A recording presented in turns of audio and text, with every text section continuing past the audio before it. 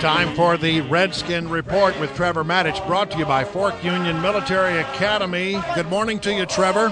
Good morning. All right, so listen, it's time to play Da Bears. We thought when we played Da Boys that we'd have a better outcome, but we didn't. Now we turn our attention to Chicago. And how does it look? Well, it looks promising. Chicago lost to San Francisco last week at home. San Francisco is not very good, and Chicago has lost some of their key players, especially on offense in terms of receivers and tight ends, to injury. So, and you add to the fact that Chicago's run defense is kind of poor.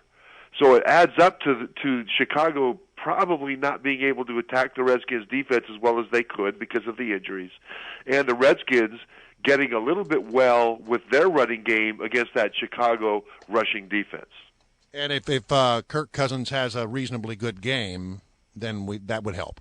Well, the definition of reasonably good game for Cousins is no interceptions. Don't throw it to the other team. Right. That's right. Yeah. Because part of the 0-5 record on the road this year has been Cousins throwing a bunch of interceptions to go with fumbles, so that that's part of the reason. And so the Redskins need Cousins not to go out and win this game. They just need him to eliminate the mistakes that have contributed to previous road losses. Steady. But listen, I know it's Washington, D.C., and therefore every football conversation must be about whoever's under center. But let's face it, he had a reasonably good day by your definition on Monday against the Cowboys, and they still didn't win. What's happened to the running game? If Alfred Morris and Matt Jones can't move the ball down the field on their feet, they've got no real offense, do they?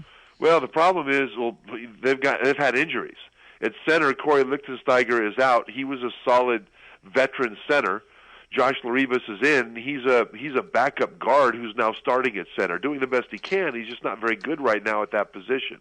The starting left guard was out. Spencer Long is having to play left guard now. The top three tight ends were injured early in the season. So they're trying to manufacture some sort of blocking production at tight end. Now, Jordan Reed is back now, but he's a receiving tight end, not a blocker. And so they've had to put an offensive lineman, Tom Compton, in at tight end as much as they can, but that limits they're not moving their the line from throwing at tight end. Yeah.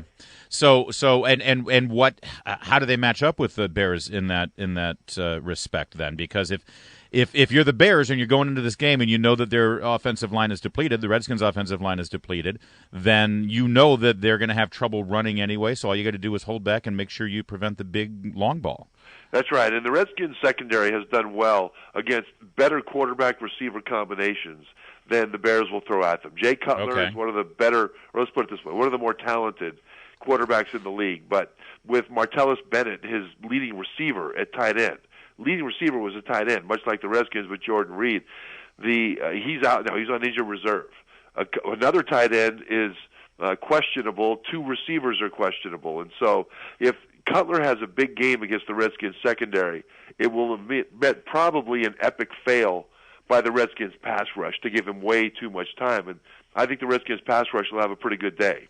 All right, so now we're in the NFC East, which is, awful. Let's just say it's pretty mediocre, and everybody has sort of a mediocre record. They're actually tied with three other teams right now. You know what's funny is that when you say it's pretty mediocre, that's like saying a fish that's been sitting out in summer heat for 3 days smells mediocre. So I think you're being very generous there. But that's right. The Redskins, Philly, and Giants are 5-7. Cowboys are still alive for a division championship at 4-8. 4-8. 4-8. Unbelievable. But the Redskins have the edge here because they have a better division record. That's one of the tiebreakers. And actually, as long as the Giants do their part and lose to Carolina, who's still undefeated, which is probably going to happen, hopefully so for Redskins fans, the Redskins can actually lose this game and still be alive. That's the crazy thing. This is not necessarily a must-win for the Redskins. Now, they have to win the last two games on the road at Philly and Dallas because those are division games. But this game would be nice to win.